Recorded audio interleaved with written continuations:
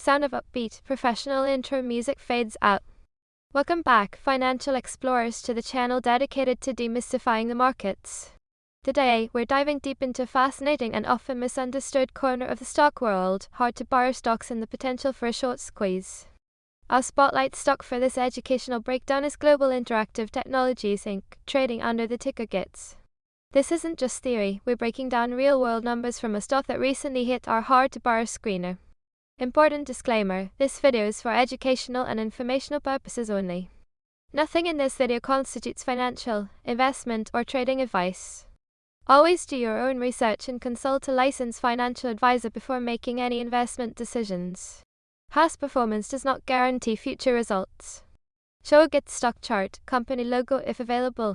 Let's get acquainted with Global Interactive Technologies Inc., or GITS. This company operates in the communication services sector, specifically within internet content and information. With a market capitalization of just $8.01 million, it's a micro-cap player.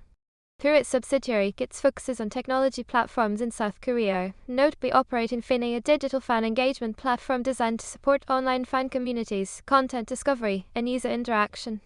Looking at recent price action, GITS saw a gain of 12.24% today, building on an 11.11% rise over the last 5 trading days, though it's still down 13.4% over the last 30 days.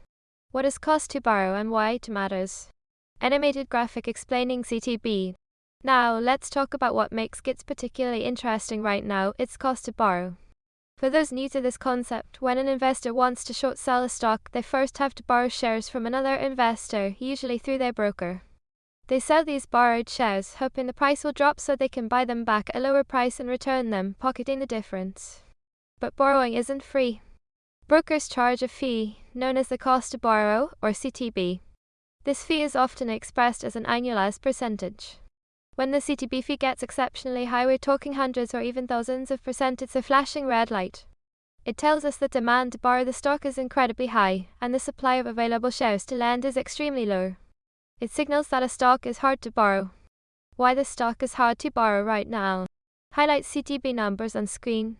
So, why did Global Interactive Technologies Inc. GITS appear on our hard to borrow screener? The numbers speak volumes. Its current annualized cost to borrow fee is an astonishing 928.7%. Think about that for a second. To hold a short position for a year, you'd theoretically pay almost 10 times the value of the shares and fees. While the CTB momentum has seen a slight dip of 11 percentage points over the last 5 trading days from even higher levels, this figure remains exceptionally elevated. Adding to the scarcity, there are only 600 shares currently available to borrow across major brokers. Compare that to GITS' estimated float of 2.4 million shares. This tiny supply, coupled with massive demand from short sellers, is what creates such an exorbitant fee. Our internal composite squeeze score for GITS currently sits at 40.2 out of 100, indicating it's on our watch list, but not an immediate high conviction setup. Squeeze mechanics explained. Animate a chart showing price spike during squeeze. When a stock is hard to borrow with such high fees, it lays the groundwork for what's known as a short squeeze. Imagine short sellers are piling into a stock, betting it will fall. But if the stock price starts to unexpectedly rise, these short sellers begin to lose money. As their losses mount, they may be forced to cover their positions, meaning they buy back the shares they initially sold to return them to the lender. This forced buying creates upward pressure on the stock price. If many short sellers are forced to cover simultaneously, the rush to buy back shares can ignite a rapid, explosive surge in price, a short squeeze. The scarcity of borrowable shares and sky-high CTB fees intensify this dynamic, making it very expensive and risky to stay short. However, it's crucial to remember that a high cost to borrow does not guarantee a squeeze. It can also mean short sellers have very strong conviction that the stock will eventually decline, and they are willing to pay a premium to maintain their bearish bet. Dilution risk check. Show tax, no dilution risk found. One critical factor to consider when evaluating any potential short squeeze candidate is dilution risk. Dilution occurs when a company issues new shares, which increases the total number of shares outstanding and can reduce the value of existing shares.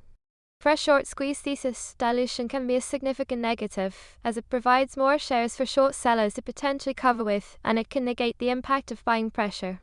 For Global Interactive Technologies Inc., our checks found no recent dilutive SEC filings such as -1, -3, or 424B forms in the last 90 days.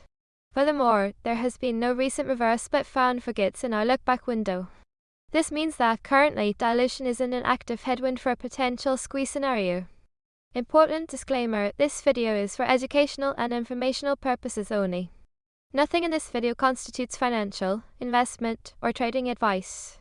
Always do your own research and consult a licensed financial advisor before making any investment decisions. Past performance does not guarantee future results. Show GITS chart with volume bars. So, what should we be watching with Global Interactive Technologies Inc.? The astronomically high cost to borrow at 928.7% and the mere 600 shares available to borrow are undeniably compelling. However, looking at the volume data reveals a crucial piece of the puzzle. Today's volume for GITS was 56,400 shares, which is just a tiny fraction of its 30-day average volume of 1,344,383 shares. This exceptionally low relative volume suggests that while the setup is tight from a borrower perspective, there isn't significant trading activity or buying pressure currently driving the price or forcing shorts to cover en masse. For a squeeze to truly ignite, we typically need to see a dramatic increase in trading volume, sustained positive price momentum, and potentially new catalysts. The slight dip in CTB momentum also tells us that while incredibly high, the pressure isn't necessarily escalating further right this moment.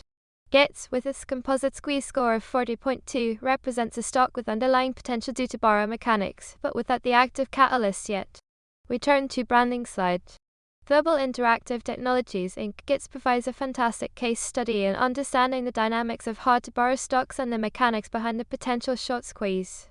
Its extreme cost to borrow, coupled with a minuscule supply of shares, clearly flags it as a stock under significant short pressure. But as we've seen, other factors like trading volume play a critical role.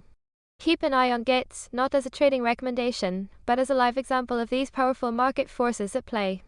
If you found this breakdown valuable, please hit that like button, subscribe for more in-depth financial education, and let us know in the comments below what other stocks or financial topics you'd like us to explore next. Thanks for watching, and happy learning.